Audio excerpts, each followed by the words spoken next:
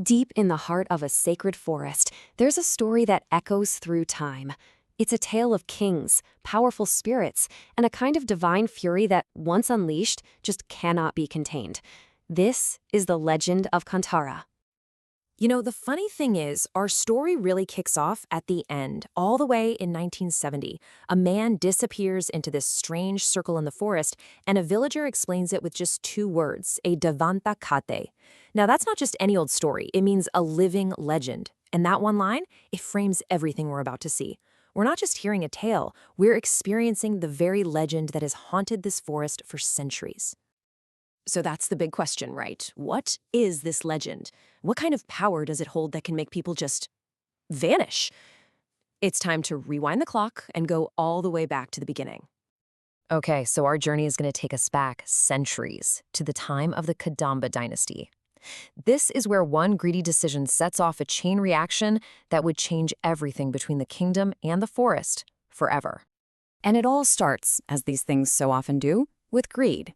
There's this king, Indra, and he's desperate to get his hands on the precious spices hidden deep inside Kantara. He dares to trespass, but here's the thing, this forest has protectors. The guardian spirits, the Daivas, Panjurli, and Guliga, they don't take kindly to intruders. They show up and deliver some swift divine justice. The king? Well, he pays for his ambition with his life. Now, imagine seeing that happen to your father. The king's son, Rajashekara, is absolutely terrified. He's so traumatized that he issues a royal decree. Kantara is now off limits. Period. He basically draws a line in the sand between the mortal world and the divine, a border that you just know was always destined to be crossed. And this decision really sets the stage for the next generation. See, King Rajashekara has two children, and they are like night and day. On one hand, you've got Kulashekara, the reckless, hot-headed heir. And on the other, there's Kanakavathi, who seems to be the perfect, loyal, and obedient daughter. Now, you're going to want to remember these two, because their personalities, they're about to drive this whole conflict. So while all this royal drama is unfolding, inside that now forbidden forest, a new power is rising. And this one isn't from some royal lineage. Nope, it's coming from the very heart of Kantara itself. Let's talk about Burme. Now, he's not just any kid. He was found in a sacred well, a place of immense spiritual power, which kind of hints that there's something special, something divine about him. He's raised by the Kantara tribe, and in a way, he becomes the forest's own chosen son, a protector in the making.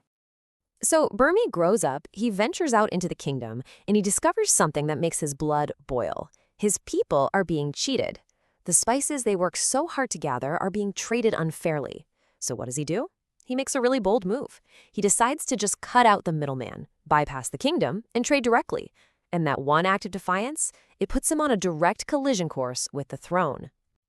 And, well, you can probably guess what happens next. The kingdom does not take this challenge sitting down. Burme's act of defiance is about to ignite a conflict that's going to awaken some very, very old powers. And just look at how fast things spiral out of control. It starts simple enough. Birma's discovery, his defiance. Then, the new king, the reckless Kulashekara, retaliates. But his first attack, it fails. And that just humiliates him. So instead of backing down, he doubles down, launching an all-out war on the Kantara tribe. And this is the moment everything changes. In the absolute chaos of the battle, the woman who raised Burme, his anchor to this world, is killed.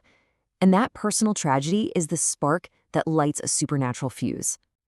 Remember that sacred well where Burme was found? Well, it's not just a well. It has a spirit, a guardian Daiva named Guliga.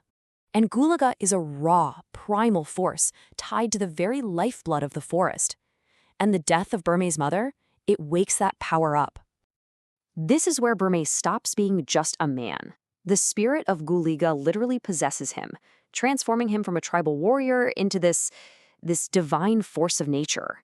Flowing with this incredible power, he confronts King Kulashekara and ends his reign for good, in a way that perfectly echoes what happened to the king's own grandfather.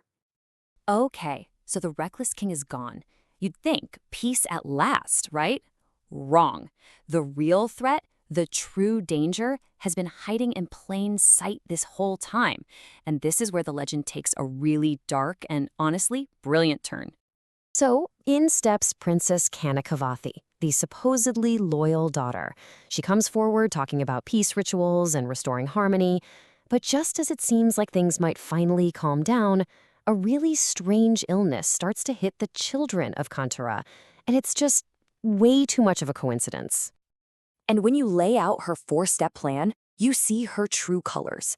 Kanakavathi was never loyal. She was a master manipulator. She faked the peace talks just to weaken the tribe from the inside. Her real goal? To use black magic to capture the forest's divine spirits. And here's the ultimate betrayal. She was the one who manipulated her reckless brother into attacking in the first place, all to serve her own ambition. The betrayal is absolute. The gloves are off. This is no longer a simple fight over spices or land. This is now a war between mortals, magic, and the gods themselves. Barme, now facing a much more cunning enemy, knows where he has to go. He's guided right back to his source, the sacred well. And there he finds a hidden chamber and a divine trident, a trishul. The moment he touches it, he once again becomes the vessel for the Daiva Guliga, gearing up for one last battle. But this time, Guliga calls for backup.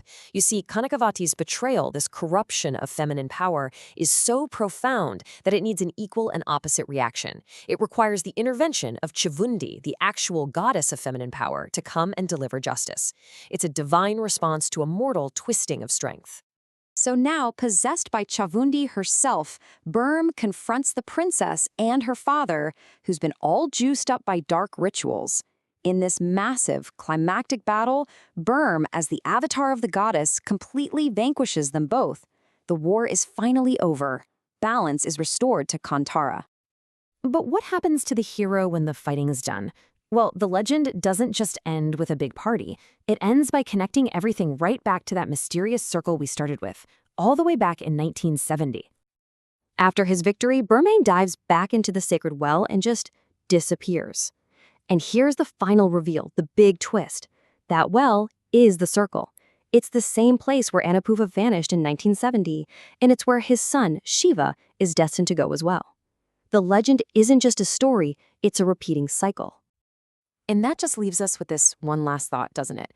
If the story is a circle repeating itself through generations, it really makes you wonder about destiny. It's not just a story about the past, but a prophecy for the future. So when a legend becomes a circle, who is destined to complete it next?